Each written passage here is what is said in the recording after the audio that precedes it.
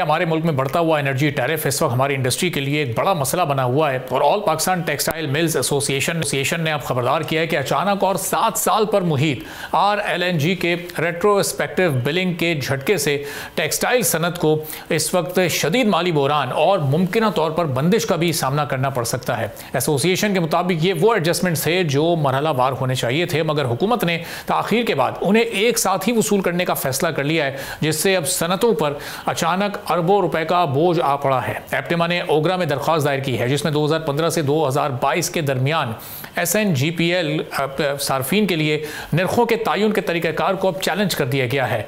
और ज़ाहिर एसोसिएशन का ये कहना है कि इनके कारोबार बिजली और गैस के निर्खों के मुताबिक अपनी मसनूआत पर माजी की कॉस्ट के मुताबिक कीमतें मुकर्रर की जा चुकी हैं, इसलिए अब पिछले निर्खों पर दोबारा हिसाब ज़ाहिर मुमकिन नहीं हो सकता।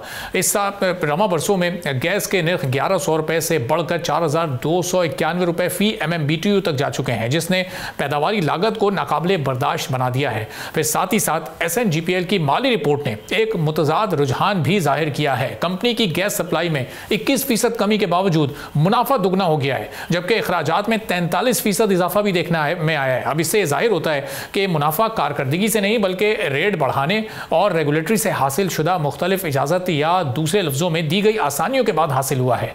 माहिरीन के मुताबिक निर्खों के हवाले से इंतजामी फैसले न सिर्फ सनती मुसाबकत और मुकाबले के रुझान को नुकसान पहुंचा रहे हैं, बल्कि शफाफियत और एहतसाब के बगैर यह रवैया तवानाई के शोबे की पायदारी के लिए भी खतरनाक हो सकता है। अब आगे ये सूरत कितनी चैलेंजिंग है।